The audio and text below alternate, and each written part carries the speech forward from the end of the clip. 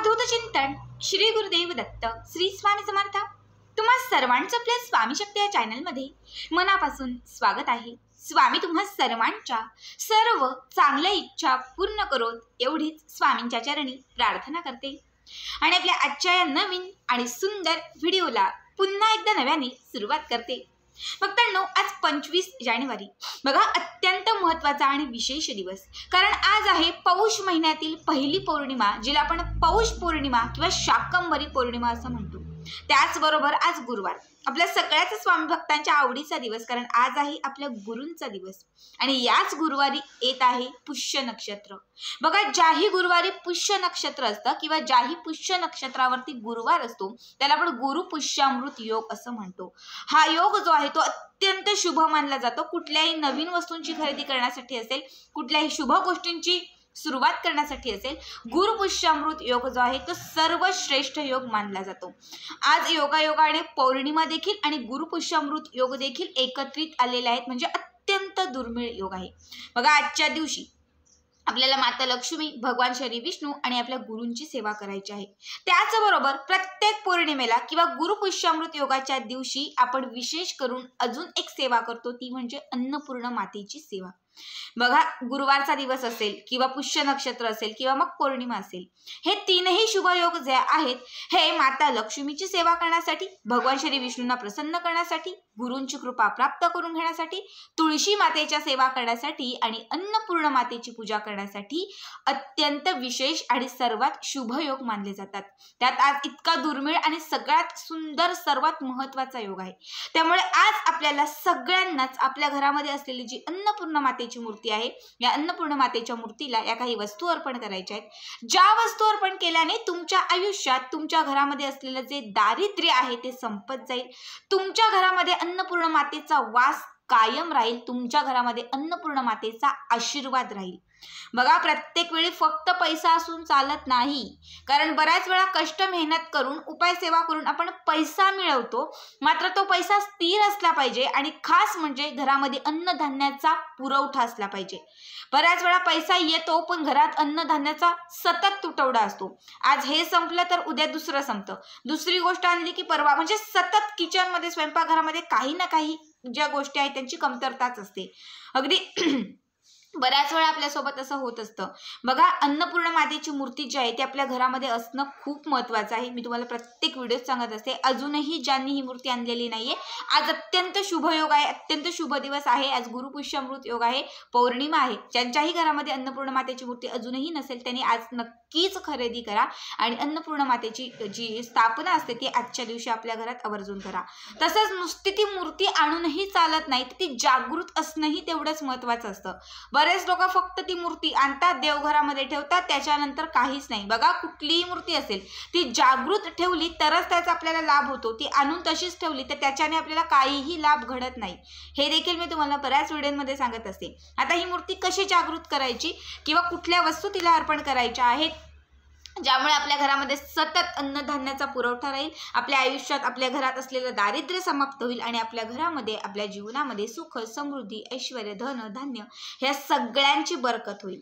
बघा, सगळं काही आजच्या व्हिडिओमध्ये मी तुम्हाला सांगणार आहे, त्यासाठी आपला आजचा व्हिडिओ शेवटपर्यंत पहा आणि जे कोणी आपल्या चॅनलवरती नवीन असतील त्यांनी लगेचच आपल्या चॅनलला सबस्क्राईब करा, कारण तुम्ही आपला चॅनल सबस्क्राईब केल्यामुळे मी पुढचे जे व्हिडिओ बनवेन ते सर्वात आधी तुम्हा सर्वांपर्यंत पोहोचतील।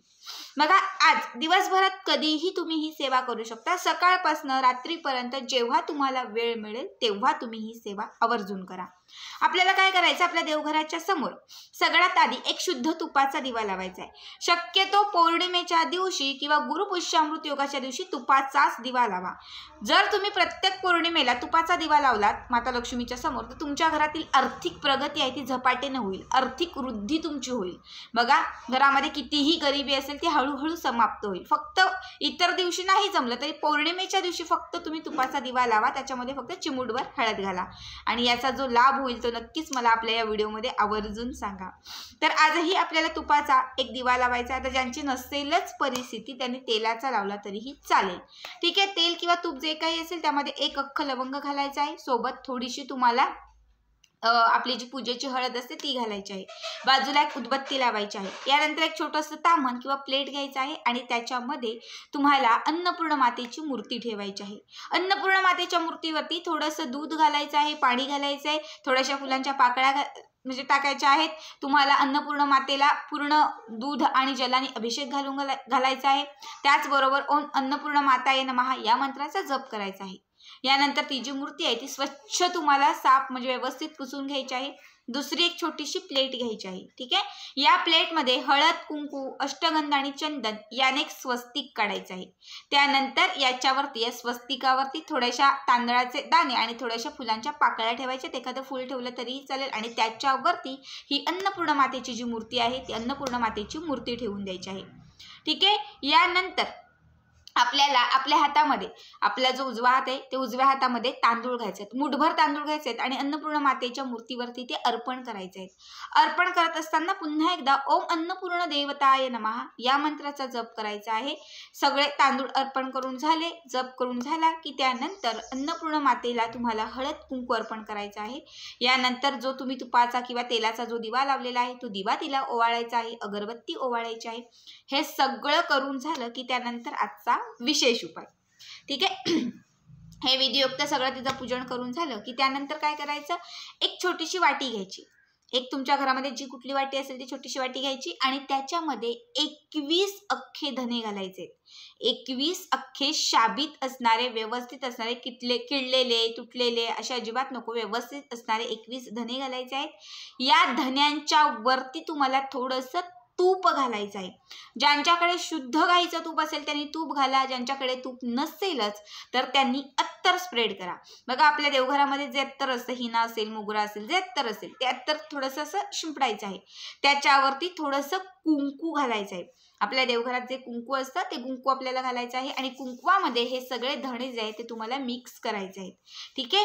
यानंतर यातील एक धना उचलायचा आहे आणि तो तुम्हाला अन्नपूर्ण मातेच्या मूर्तीवरती अर्पण करायचा आहे. अर्पण करत असताना तुम्हाला श्री सुक्तमाचं पठण करायचं आहे. बघा जे नित्यसेवेच्या पुस्तकात श्री सुक्तम आहे हे फलश्रुती सहित म्हणायचे. पुन्हा दुसरा धना घ्यायचा, तो अर्पण करायचा, पुन्हा श्री सुक्त म्हणायचं, तिसरा धना, चौथा, असे 21 धने अर्पण करेपर्यंत पूर्ण श्री सुक्तम जे आहे ते एकच वेळा फलश्रुती सहित तुम्हाला म्हणायचं आहे. त्यासोबत इच्छित मनोकामना जी असेल तीही व्यक्त करायची आहे. हे सगळं करून झालं की त्यानंतर स्वयंपाकघरामध्ये जायचं आहे. बघा ही सेवा करण्याच्या अगोदर जे स्वयंपाकघराचा ओटा असेल तो स्वच्छ धुवून साफ करून घ्या. ठीक आहे. आता ही सेवा झाली की त्यानंतर लगेच स्वयंपाकघरामध्ये जायचं.